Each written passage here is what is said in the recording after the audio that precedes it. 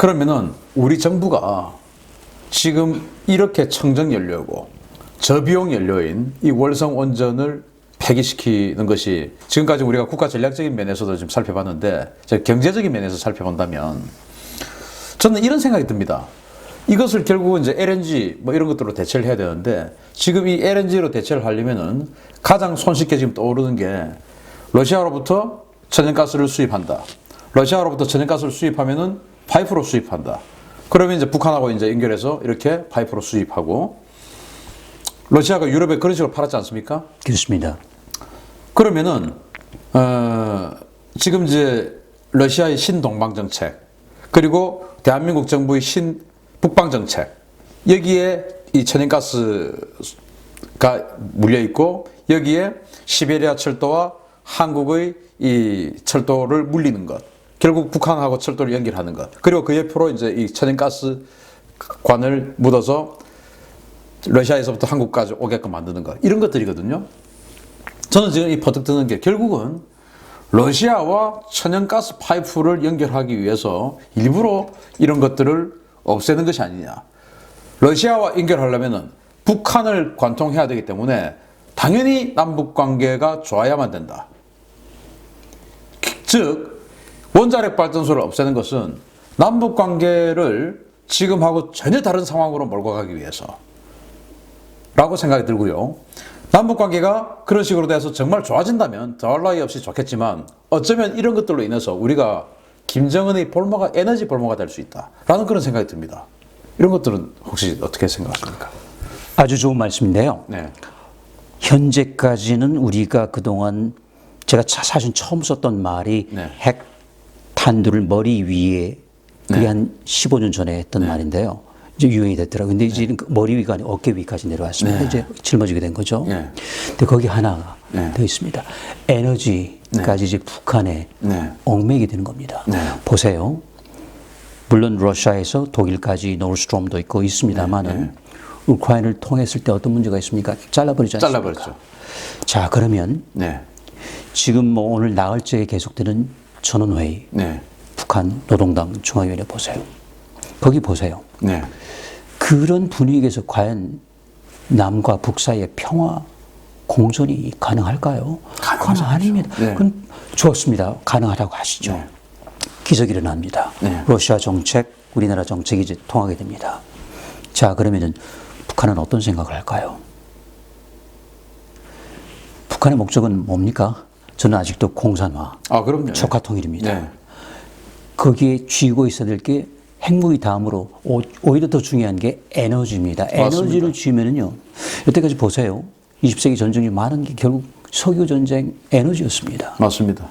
우리는 중동 문제도 전부 에너지 문제입니다. 하나를 더 북한에게 선물을 주는 거예요. 그렇습니다. 그럼 우리는 더 이상 뭐 저기 지렛대가 없어지는 네. 겁니다. 여태까지는 핵무기로 지금 저기 밀리고 있는데 네. 에너지까지 만약에 볼모로 잡힌다면은 이거 우리는 희망이 없습니다. 우린 절망이에요. 벼랑 끝이고요. 네. 이게 일어날 수가 없습니다. 물론 거기서 저기 해서 뭐 시베리아까지 가고 유럽까지 좋죠. 그렇지만 이게 적어도 남한이 주도하는 네. 평화 통일이 된 다음이 아니라면은 그 전이라면은 연방제가 됐고 뭐 이거는 있어서는 안 될 일이 지금 일어날 수도 있다는 것이고 그게 저는 그 전초전에 월성 1호기가 그런 선상에 놓여 있지 않나 하고 사실은 굉장히 걱정이 됩니다. 우리 신 대표께서 정확히 말씀하셨는데요. 저도 똑같은 생각이에요. 이게 되면 안 됩니다. 그렇죠. 교수님 이제 우크라이나 말씀을 해주셨는데 우크라이나가 사실은 이제 러시아로부터 출발한 이 천연가스관이 유럽으로 가는 중간에 이제 우크라이나가 있었고 그 우크라이나가 이제 그 뭐 일종의 중개무역 같은 것을 이제 했는데 중간에 그것도 송유관에서 또 불법으로 뺐었어요. 그것도 걸렸지 않습니까? 자, 그런데 만약에 우리 정부가 북한이 우리에게 오는 천연가스에 파이프를 빨대를 꽂아가지고 뺐었을 때 우리 정부가 야, 우리는 러시아에게 100만 톤을 갖다가 샀는데 왜 우리에게 지금 60만 톤밖에 지금 안 왔냐 라고 어필하겠냐 이겁니다. 그러니까 북한에 연료를 공급해주는 행위가 될 수도 있고 그리고 또 더 나아가서 방금 말씀하신 것처럼 다 잠궈버리면은 우리는 끝나기 때문에 사실 이 여름에 에어컨 안 틀고 살 수 있는 사람 있습니까 지금? 에어컨 없이 아무도 못 살죠. 그 전부 다 전기를 만들어야 되는데 그 전기 이런 식으로 없애버리면 LNG로 이제 만들어야 되는데 그 LNG 북한에 잠겨버리면 우리는 에어컨 못 틀고 겨울에 지금 이 난방 지금 제가 겨울임에도 불구하고 와이셔츠만 입고 방송을 하는데 이거 전부 전기 덕분인데 그런 식으로 해서 과연 우리 대한민국이 생존할 수 있을까? 우리가 열대지방이라면 살 수 있죠. 그런데 우리는 아니다 이겁니다. 공장 못 돌아가는 거 이거는 그 사람들 일에다 치고 내가 당장 지금 살 수 없다 오늘 밤을 전기가 없으면 그런데 그 모든 것들을 북한의 처분에 맡겨야 되는 이런 상황을 하는 것이 바로 스타트가 이 탈원전이다. 저는 그렇게 보거든요. 그리고 이제 전 또 황당한 것이 중국에게도 또 전기를 수입하겠다. 지금 미세먼지 때문에 이렇게 엉망인데 중국에게 화력발전소 464개를 중국이 짓는데 그 중에서 60%를 동부 해안에 짓고 그 전기를 우리가 수입하겠다. 그 미세먼지는 다 어떻게 하려고? 이제 이런 왜냐 전기가 모자라니까 원전은 없으니까 여러분들 지금 이런 상황입니다. 교수님 어떻게 생각하십니까? 중국과 러시아에 대한 에너지 수입. 그렇죠. 그러니까 우크라이나하고 북한을 비교해 봤을 때 글쎄 오히려 우크라이나가 더 신사가 훨씬 신사죠. 아닐까요? 그렇죠? 거기도 미국하고 사이 좋고 그렇죠. 싶어서 안달이 난 사람들인데. 만약에 이런 기조로 정부가 또 다음 정부가 나간다면은 아까 빨대로 뺏었습니다. 우리 정부는 덮어주느라고 급할 것 같아요. 지금 보시죠. 그렇죠. 어떤 일들이 일어나고 네, 맞습니다. 덮어줄 겁니다. 다 덮어주겠죠. 자, 두 번째 중국 말씀하셨는데요. 자, 지금 그렇지 않아도 황사 포함해가지고 미세먼지. 근데 그게 이제 동쪽 해안 황해 쪽 아니겠습니까? 네. 게다가 원자력 발전소가 들어섭니다. 네. 발전 전기는 깨끗하지만 운전 실력이 우리로 치면은 우리가 박사급이면은 뭐 학사급도 안 돼요. 고등학생이거든요. 네. 그러면 이제 사고를 칠 겁니다. 네. 왜냐하면은 그리고 기수가 한 100기 넘어가게 되면은 당연히 나겠죠. 네. 근데 그러면 어디서 날까요? 황해안이죠. 네. 그럼 우리 대한민국은 바로 반나절이면은 서울도 반나절이에요. 그리고 네. 특히 산둥반도에서는 반나절도 안 걸려요. 그렇죠. 바로 이쪽으로 옮겨오거든요. 네. 자, 그렇기 때문에 우리가 절대 결코 중국의 에너지 네. 의존해서는 안 되는 겁니다. 에너지는 의존이 아니에요. 네. 국방도 마찬가지입니다. 맞습니다. 자주의 에너지입니다. 그렇죠. 자립해야 되는. 네. 미국 보세요. 자립하잖아요. 네. 우리는 근데 나오는 게 없으니까 우리는 사실 복이 좀 덜한 거죠. 북한은 또 지하자원이 있지만 우리는 없지 않습니까? 네. 더욱이 없어요. 네. 그러면은 두뇌로 돌릴 수 있는 뭡니까? 원자력밖에 없어요. 네. 햇볕, 바람도 있지만은 그는 부지가 많이 필요하고 네. 지금 벌써 부작용이 나지 않습니까? 그렇다면은 그리고 이제 아직은 저장이 잘 안 되니까 저장하려다가 또 불이 나고. 네. 그러니까 앞으로 50년 정도는 최소한 뭔가가 버텨줘야 되는데 둘 중에 하나죠. 네. 화석이냐 원전이냐. 네. 우리는 화석으로 가는 거예요. 네. 근데 원전을 버리게 되면은 우리가 지금 생각하는 이런 그 대통령 공약을 넘어가지고요. 공약을 넘어가지고 네. 이게 우리가 치러야 될 대가는 정말 이거는 천문학적이고 돈으로 환산할 수가 없는 것이죠. 앞으로 우리 다음 세대, 다음 세대는 네. 어떻게 할까요? 중국에서는 먼지 더 많아지지 않을까요? 더 많아지고. 그 다음에 탄소 배출 더 많아. 우리 파리 협약 약속 못 네. 지킵니다. 네. 그럼 어떻게 돼요? 그럼 계속 신재생해야 되겠죠. 맞습니다. 그럼 에너지 저장을 해야 되겠죠. 네. 불이 납니다. 네. 그리고 산림 다 훼손해야 되겠죠. 네. 보여요. 네. 그리고 굉장히 많은 면적이 필요하거든요. 근데 사실 그런 면적을 만약에 개간을 한다면은 차라리 논밭을 갈고 다른 용도로 쓰는 게 좋아요. 네. 그 평평한 면적을 만든다면은. 네. 근데 그게 아니고 만약에 태양광이 들어서고 그런데 문제는 그 다음에 또 있죠. 이 친환경이 아니단 말이에요. 네. 결국은 버려야 돼요. 태양광판. 맞습니다. 그거 어떻게 끔찍합니다, 그거. 이거는 방사선도 나올 뿐만 아니고 네. 처분이 안 됩니다. 네. 태울 수도 어떻게 해요? 없고. 태울 수도 없고요. 네. 그러면 양이 묻어야 또 돼요. 몇백 배 나와요. 네. 원전에서 나오는 거기에 비하면 1000배가 가깝죠. 그거 네. 어디다 버려요? 저는 그래서 이 환경 단체들이 정말로 환경을 생각하는 자들인지 아니면은 이 정권의 하수인들인지 굉장히 의심스럽습니다. 정말로 그들의 환경을 생각한다면 그 태양광 패널, 어마어마한 양의 태양광 패널을 20년 후에 어디에 갖다 묻을 것인가? 이거 고민해야 되지 않습니까? 전혀 고민도 없는 것 같고요. 그리고 상관하지 않는 것 같아요. 예. 그래서 일단은 예를 들어서 저 개인적인 생각이지만은 뭔가 희생양이 생기면 밟고 그다음 희생양을 찾는 거죠. 네. 관심이 없습니다. 관심 없어요. 왜냐면은 되잖아요. 이번 정부 들어와가지고 이제 난개발도 있고 그러다 보니까 또 부작용도 생기고 어느 누구 개인이 뭐 어떻고 저쩌고 뭐 서울시하고 이런 결국은 이게 또 다른 적폐가 생기는 거죠. 물론 원자력 적폐가 없지는 맞습니다. 않았겠죠. 예. 야.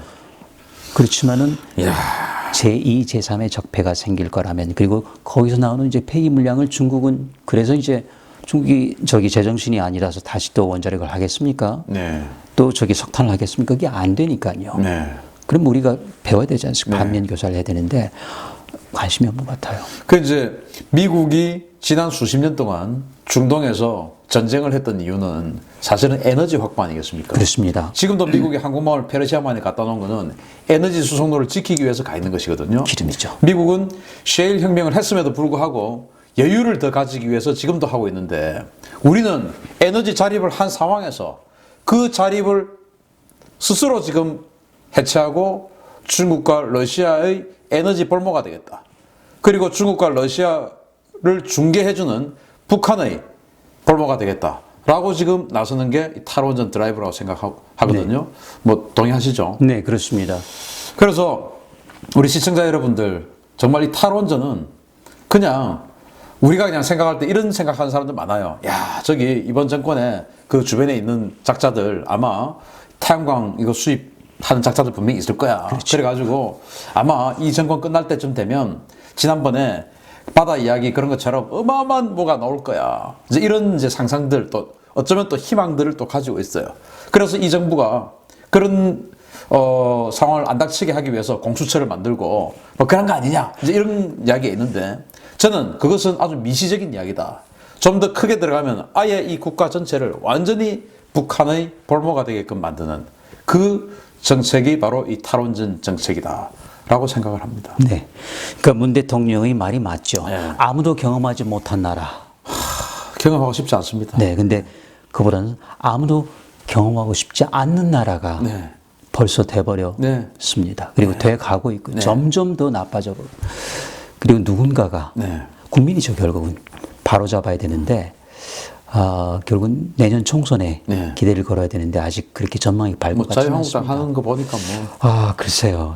답답해요. 자, 그런데 이제 지금 UAE나 이런 데 우리가 이제 수출했잖아요. 원자로를. 네. 근데 앞으로도 그런 시장들은 자꾸 생길 텐데 거기에 대해서 우리가 지금 경쟁력이 어떻게 됩니까? 이렇게 되면? 그러니까 우리는 스스로 발등에 저기 총을 쏴버린 겁니다. 이제 절름발이가 될 수밖에 없어요. 발등을 찍은 게 아니고 총을 쐈네요. 총을 쏴버렸습니다. 이제는 피가 나니까 어떻게 우리가 탈원전을 선을 해버렸잖아요. 네. 그러면서 어느 날 가서 대통령이 우리가 뭐 신의 축복이다 하면은 글쎄요 차라리 그런 말은 하지 않는 게 낫지 않을까요? 너무나 이율배반적인 이야기를 네. 하고 있어요. 오히려 조금 역하달까요? 네. 그렇죠? 그래서 우리는 이제 그 기반을 완전히 잃어버린 겁니다. 네. 이거는 정말 원자력 발전소라는 거는 원자력 잠수함하고 달리 국가의 수장이 들고 왔다 갔다 하는 겁니다. 맞습니다. 그 당시 이명박 대통령이 한 것처럼. 유일한 물건이에요. 그렇죠. 뭐 항공모함 정도는 국방장관 선일 수도 있습니다만은. 근데 이거를 스스로가 안전하지 못하니까 우리가 없습니다. 안 씁니다. 이제는 더 이상 짓지 않습니까? 앞으로 지으려던 다 안 짓습니다.